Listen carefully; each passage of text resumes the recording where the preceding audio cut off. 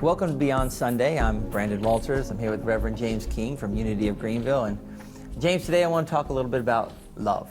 Okay. That's all. That's it. Go. No, there's so many different definitions of love out there, and, Right. and different ways it fits into your life. But I want to talk about the spiritual aspects of it, because it's seemingly the thing. Right. Spirituality. I mean, God, in Christian Science, God is love. You know, Right. that it's the being itself is love. I want to get your take on that, actually. Okay, yeah, I'd love to share that. But first, I'd like to know, how do you feel? I mean, when I say the word love, what comes up for you? Oh, you're throwing it back to me? Yes, sir. I'll throw it to you. That's a boomerang. There's a few things, though, because there's the relationship love. Okay. But there's also a deeper kind of a heart space love that, and it kind of depends on the context. It doesn't, like when you say it, I don't just go to one or the other. I kind of feel both and kind of wait to see which direction. Right. Like I said, there's so many definitions and there's so many applications, I guess. Okay. So when I say love, what's the first thing that comes to you? I mean, what comes up for you when I say the word love? What's the first thing that comes? How do you feel? Warm. Okay. Warmth. I Warmth. feel expanded. Okay. You know, I feel like kind of bigger in here, Okay. in this area. That's very good, because a lot of people don't feel that. They don't have that connection, that interconnection. They have it, but they don't experience it.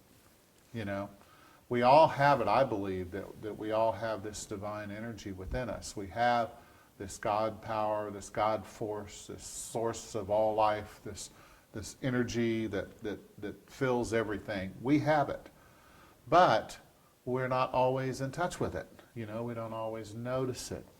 And it's so simple, and it's such a very easy thing to experience.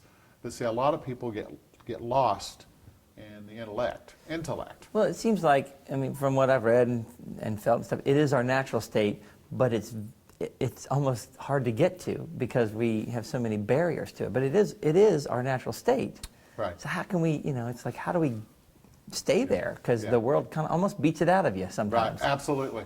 And that's why I believe that you have to make it a priority. You have to make it something that you really want in your life. You have to make it your goal, just like anything else. If you have a career goal, if you have a relationship goal, any of this is good and valid and wonderful and important, but without that quality of that warm energy, that energy field of love, then we begin to feel and experience isolation and separation from others, and actually from ourselves, because a lot of people live in their heads. They live in their thought mind. They live in little suggestions, little self-talk that they do every day, and that self-talk says, I'm no good, I'm not good enough, I'm unworthy, I'm not valuable. But when you really understand that you exist, and because you exist, that you have value, because the divine is the all that is, okay? And so if you didn't exist, would it be the all that is? Okay? No, because you exist, you are part of the all that is. And because you are part of the all that is, you absolutely have value, or you wouldn't exist. Existence itself proves that we have worth and that we have value. But it is up to us to discover what that is, and to search for it, to dig for it, and to excavate it, and to pull it out of ourselves, because it's there.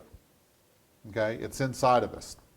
And there is, Jesus talked about in the Bible, he said, within you is a well of life.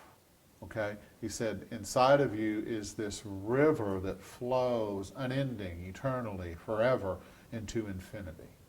See, we all have this, but we all don't experience it. And so the first thing we have to do is we have to make it a priority. We have to want it. It's just like anything else. If you don't want something, if you're sitting in front of the TV watching a ball game, okay, for instance. Well, I can relate. I can relate to this. Yeah, I'm good. You're pretty good at that. I'm good. I know that there's certain teams that you favor over other teams, right? I'll show you my tattoo right now. If you want. You go. So here you are sitting, watching your favorite football team, and then you get this urge, man, I'd love to have some popcorn, while I'm watching the game. And you're sitting there and you're watching, and and things are going on, but if you don't want that popcorn bad enough to get up and to go in there and to bake it or put it in the microwave or whatever you're going to do to get it, then you're not going to do it, And so it's the same with this idea of divine love. It's got to be worth it to you. It's exactly. Well, I guess that's the question, and because what you're talking about is unconditional love, Right. and that's that's tougher to do with when you're relating in the real world. I mean, and even the whole I love you when you show up the way I want you to is a little more common. So what are some tips on how to get to that? I mean, and practical situations too, relationships, business, because a lot of people will test that. Right. to put it mildly. Yeah. Well, you cannot give something that you don't believe or feel that you have. And so first of all, you have to discover it, and you have to connect with it. You have to contact it, within yourself. You have to figure out where it's at, because it's inside you, but you have to discover where it is. Some people discover it through poetry. Some people discover it through creativity. Some people discover it through relationships. Some people discover it through the doing of something that they really, really enjoy, And so it is a peak experience that we can have all the time, and that we can fully embody all the time when we're doing our business, when we're in relationships.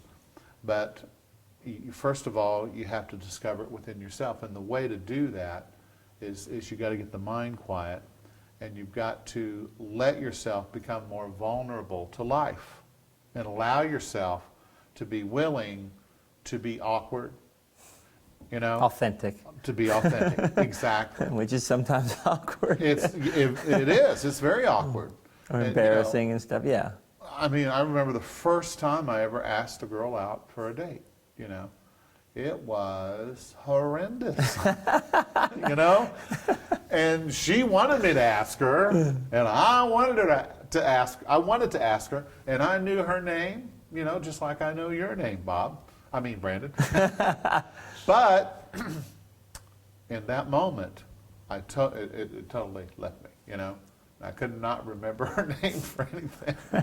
I said, hey, you, would you like to go out with me? Would you like to go to the movie? Definitely decreases your chances of a yes, I'm sure. And the biggest problem I had was I was afraid of not looking cool. I was afraid of not looking in control, And so vulnerability is something that a lot of people are scared to death of. They are afraid to be vulnerable to life. They're afraid, and if you're fearful of vulnerability, then it would be very difficult to succeed at anything, because it is that vulnerability. It's a risk. It is a risk. It is a risk, and you have to be willing to look like a fool. You have to be willing to look awkward, to look like check. What else you got? Exactly, and so if you want it, how bad do you want it? How bad do you want that popcorn? How bad do you want success in these things? Because it is that divine energy, that love energy, that empowers you, and really when you break it all down, when you break it all down, what is it we're looking for anyway?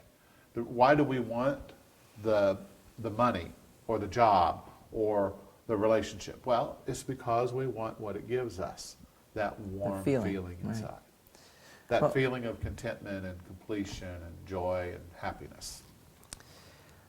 we're talking about getting to that point. And, Yes. and one thing I learned recently was, it was in a seminar, and part of it was dropping into your heart space. Okay. And what it talks about was in this heart space, and it's true. I mean, I'm doing it. It really, it does have this effect. It's the no thing space. There's no thoughts. There's no emotions, and it feels like that's where that is. Yes. For me, anyway. Yes, absolutely. Because if I drop in there, all that chatter and stuff just kind of falls away, and it's just calm. Yeah.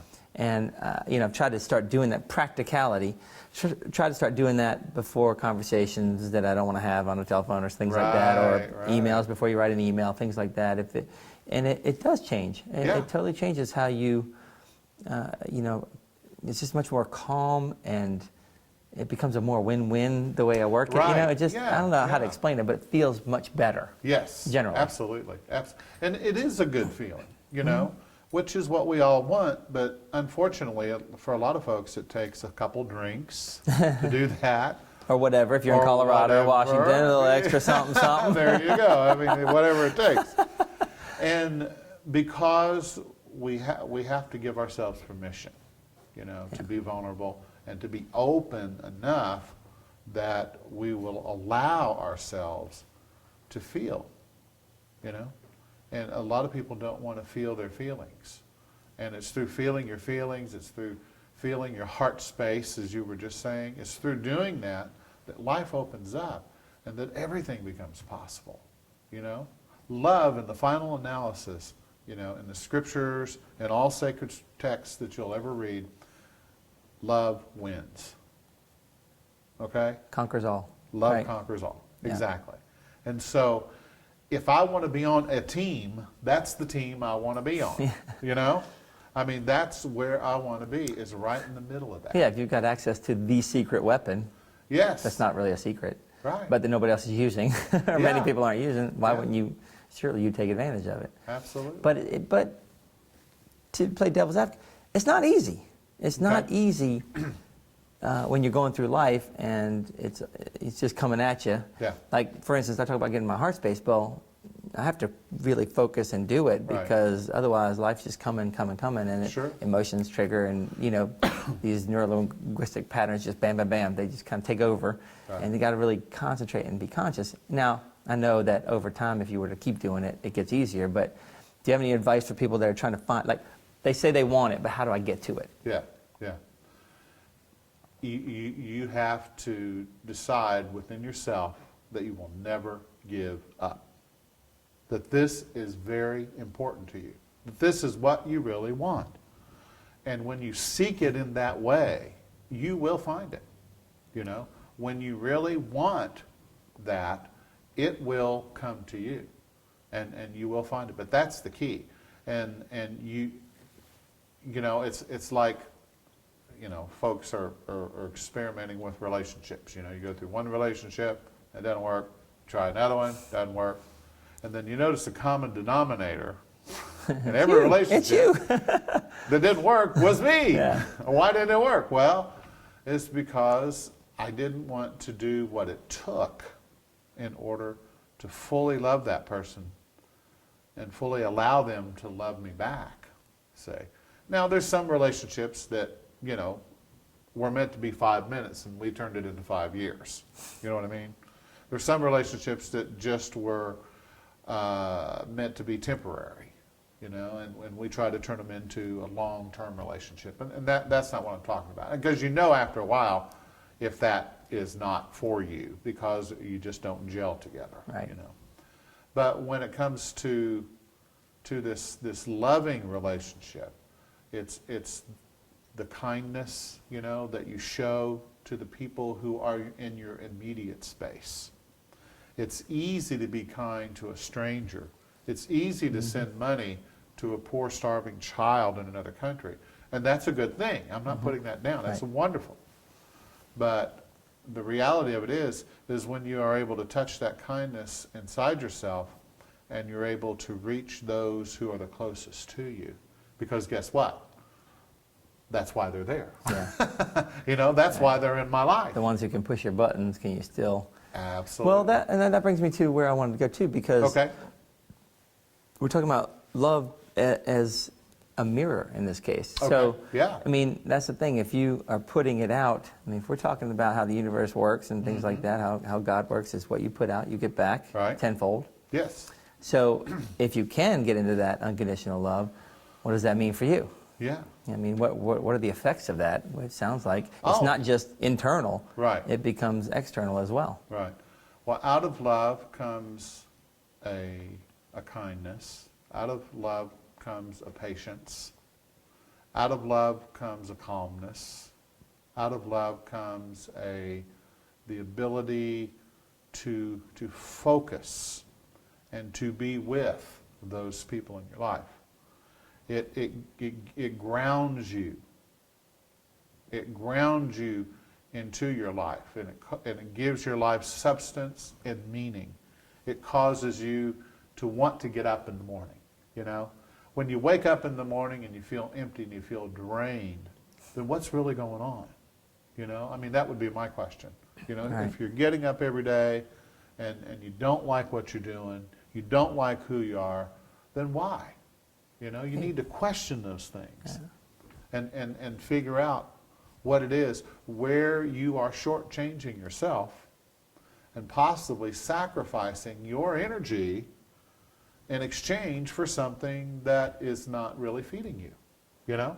Well, or it's generally you've just lost your focus and things to be grateful for and finding Very the good. good in whatever. Yeah. There's always, it's usually just a shift in your attitude, your Right. thoughts, right? I mean, Absolutely. and like you're saying, if you're in that love space, that doesn't happen. Yeah. Because it sounds like you'd be guided to something else if that fulfills you more. Yeah. But it's interesting because the more you give out, you know, even if it's people who push your buttons, if you Right. can change that into this love energy to them, Yes. they start showing up different. yeah? Absolutely. Absolutely. They do. And once you are able to let them go and to release expectations on a person, then they can become who they're meant to be, you know? And then you can see, is this relationship meant to be? You know, but a lot of times we don't even know because we never get to the point to where I'm being authentic and that person is being authentic in the relationship. And so that has to happen first before we can ever discover any meaning or discover where the relationship can go. Does that make sense? Absolutely. And I think that's a good place to call it here because that's something good. Okay. That's a good nugget to chew on for a while. There you go. But I appreciate it. That was good, some really good information, and you know, we could probably do 10 of these on love alone. Absolutely. I'm sure. They're And so- we probably will. so deep. Yeah, We'll come back we'll and do do some some more. more. But thank you very much. Absolutely. Appreciate it. Thank you, Brandon. And All right. thanks for watching, and hope to catch you next time.